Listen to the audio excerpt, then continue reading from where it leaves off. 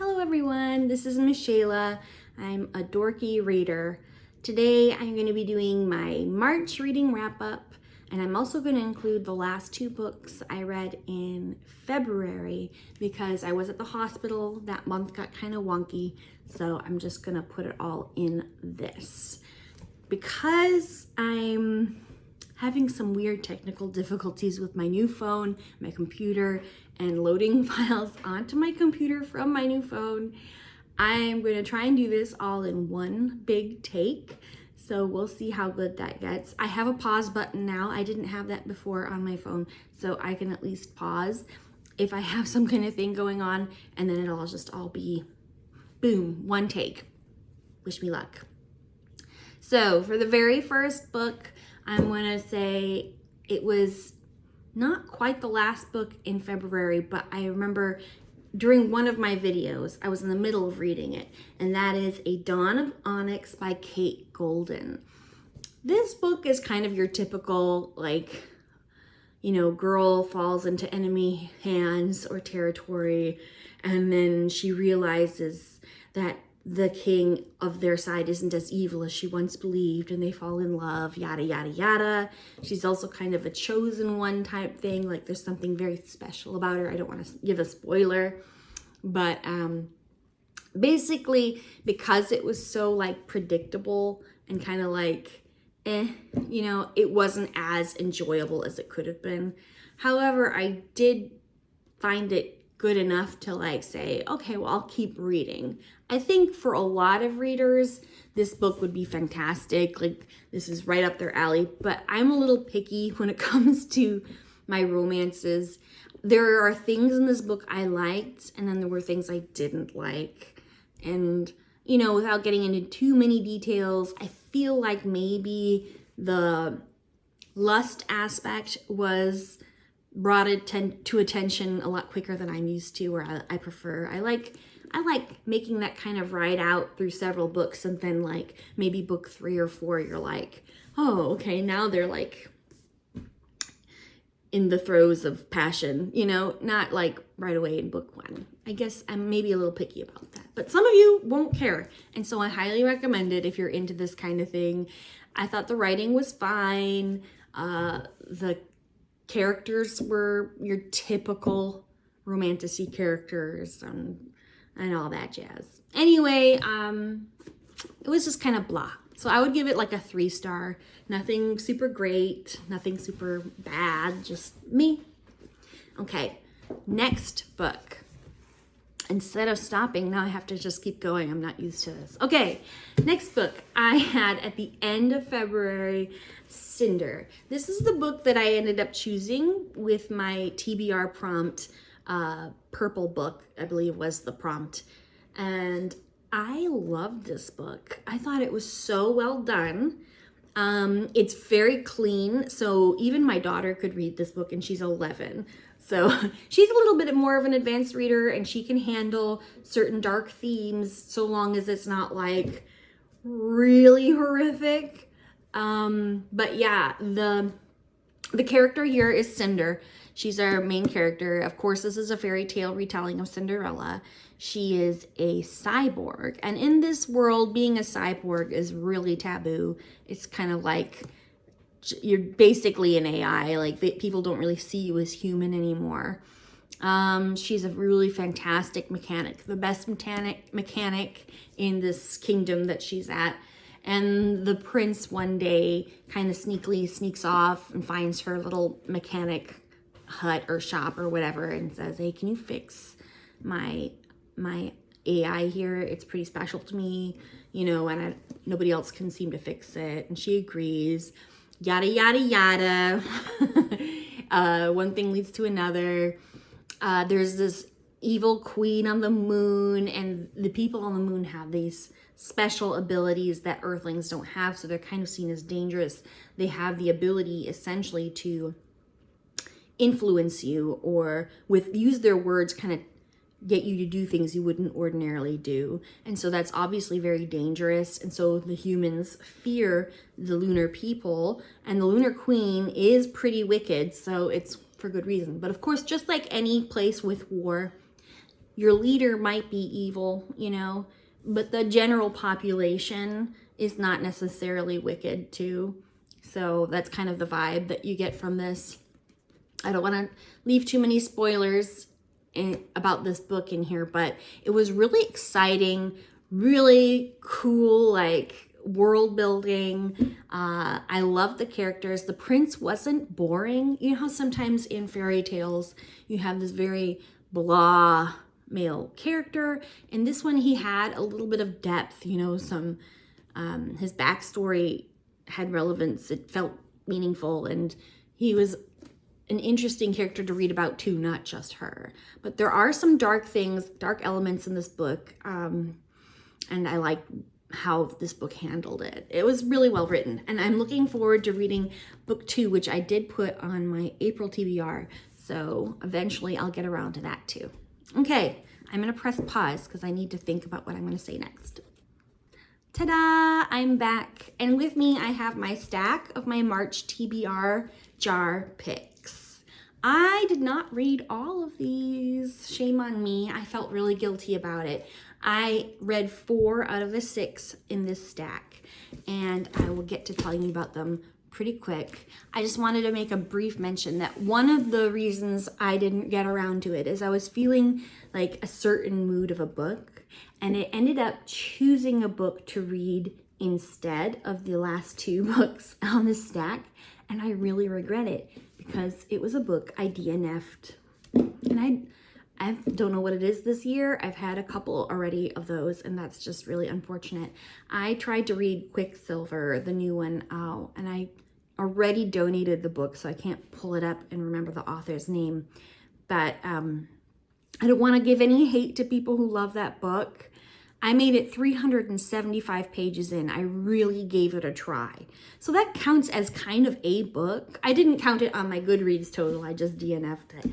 But, whew, there were some pet peeves of mine in that book. And one of the main things I dislike while reading is when an author chooses certain language and it doesn't fit in with the period that they're in or the world. Because for me, like when I'm reading a fantasy novel, you know, and there's elves and fae and whatever, I don't want a bunch of F-bombs dropped in. Like, I felt like they used the F word so much in that book. And I say it all the time at home. Well, not at home and for my kids, but like if I'm by myself, I drop them left and right. But like when I'm reading this fantasy book and I have this beautiful, you know, sexy male fae creature and he's like dropping F-bombs, it just totally ruins the mood. Does that make sense? Another pet peeve of mine is, like I said, the word male. That's because the author used the words male and female to describe all of the fae people. And instead of saying things like he was standing behind her or so-and-so, like the name, let's just say George was standing behind her, she'd often write things like the male was standing behind her. The female entered the room. The female had beautiful hair. The male was very strong. And I just, there are so many other words you could use. You could use professional titles. The doctor was standing so close it made me uncomfortable. The male was standing so close it made me uncomfortable. George was dashing in his new uniform. The male was dashing in his... Just stop with the male and female business. It made me feel like I was reading about creatures or animals instead of beings. Sure, they're not human, but they're still like beings. Okay, I've had enough of a ramble, but that's like my pet peeve, so I get to like go off on it just a little bit. But anyway, I don't want to hurt anyone's feelings because I know a lot of you love that book and had a great time reading that book. And I can see if those 2 things don't bother you, then the book would be fine. And I'd probably have rated it similar to what I would rate, what was that I just read? Dawn of Onyx. It kind of had that same vibe, you know, and it was okay. But, those pet peeves get me. Okay, so the 2 books I didn't read out on were Magisterium and Dreadful. I will have to put these back on my TBR cart and hope for the best in a future date. I really want to, especially this one, I really want to read it because I remember what I read earlier or later. Oh gosh, when did I read it? Did I read it in 2024 or the beginning of this year? It wouldn't have been the beginning of this year. It must have been in 2024. I had started reading it just a little bit and I really, really loved it. I wish I hadn't put it down back then, but I did. So next time, hopefully. Okay, now on to the March book haul. Here are the 4 main books I read in March. Yay! The very first book I grabbed was the book I was least expecting to enjoy, and the book I didn't think, if I had picked any of those books to say, okay, well, I probably won't get around to that one, it would have been this one. It would have been Emily Henry's Funny Story. Because I'm not usually a contemporary romance reader. Just every once in a while, I toss them in and, sometimes I enjoy it, sometimes I hate it. So I was really happily surprised by this book. This book was so sweet, charming. It was more than just a romance. There was a lot of personal growth between the 2 characters. He was equally as charming, and he had a presence that wasn't just the hot romantic guy. Like, he was a person, she was a person, and it was a beautiful romance between the 2. For those who haven't read this book, the basic premise is that her fiance went off on his bachelor's party vacation with his very best friend, a girl from his childhood, and some other guys, I'm sure. And he ended up coming back from the vacation, realizing he was still in love with his childhood friend, or so he says. And that childhood friend was his girlfriend, long-term girlfriend. And so they find themselves basically homeless. They'd been ditched, a week before her wedding, and they decide to live together. It's not your typical, though, sharing an apartment romance. It didn't feel like that. It felt a lot like 2 people, both grieving, going through that process of, losing someone you cared about deeply, and then becoming friends and eventual lovers. And I liked that. It was just a beautiful, mature romance. So good job, Emily Henry. I can see why you're the queen of rom-coms.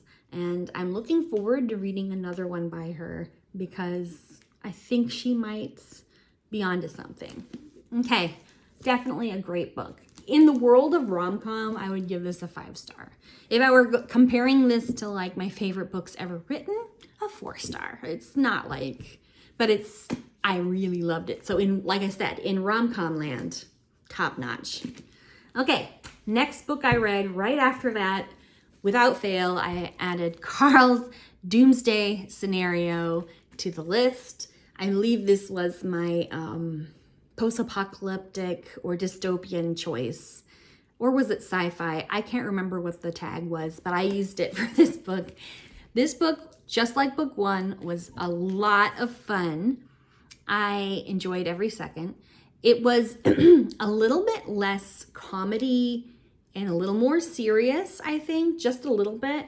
And the mobs in particular where I found there was more of a very, like, the mobs were more scary, were more grotesque, and a little bit like, it put that, like, it took it from being all kind of really goofy, like with the bad llama bad guys and goofy goblins, to like some creepy clowns and other scary things. So, but it was still in its own way, a good time. As always, as geek in me loves the gamer kind of, what do I want to say here? All the like level ups and the choices they make to their character, the prizes they get, etc. Like, I really love that part of these books, and it kind of tickles the gamer in me. And Princess Donut is perfect, and Carl is great. I love Carl. I kind of have a little girl crush on Carl. I think he's totally macho and cool, and still like not a jerkwad. So I love him. Okay, this is a fantastic sci-fi kind of weird adventure. And if you're a gamer like me, please give these books a chance. They're so fun. Again, not like the world's best written anything, but because they're so fun, they're getting a 5-star from me. I love these books. They're just, they tickle me. Okay, the next book I read after that was, which one did I read first? Oh, I think it was this one. Mortal Engines by Philip Reeve, not Reed. This book surprised me.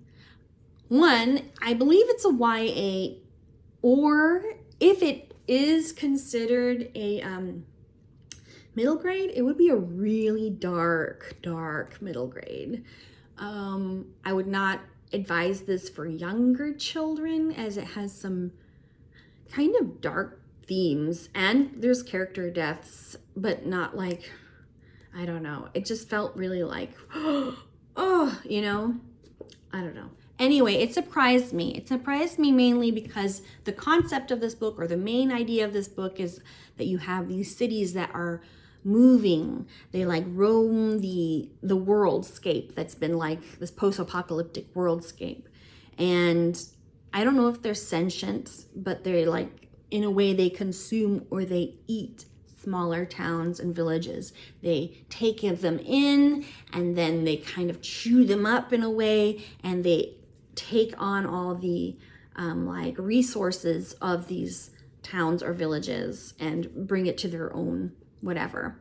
So in the story, you follow this boy. Gosh, what's his name? I want to say a name, but then I know it'll be wrong.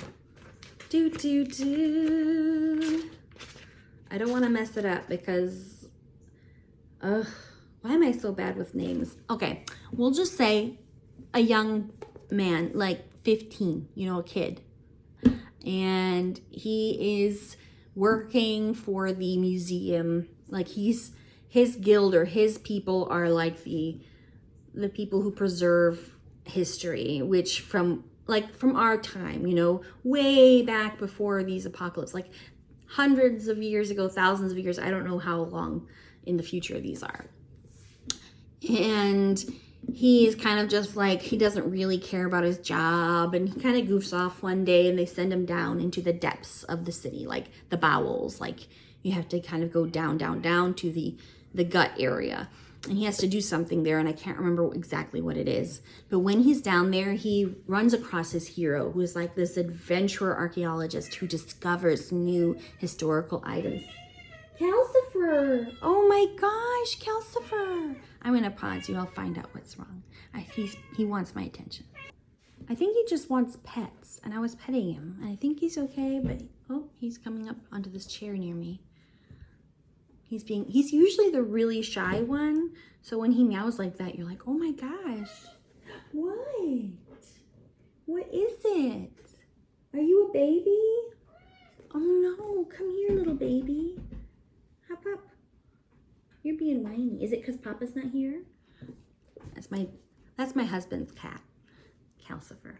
Okay, let me finish this review up real quick. So he meets this great adventurer that he admires, and his daughter, his beautiful daughter that he crushes on a little bit, and they are walking together to receive, like, the city, London, that's their kind of big city, just gobbled up a little village, and they're kind of going down, and there's like people that are coming into London from their little town, and they're kind of probably going to be put into hard labor, which kind of, it's almost like, it's pretty brutal.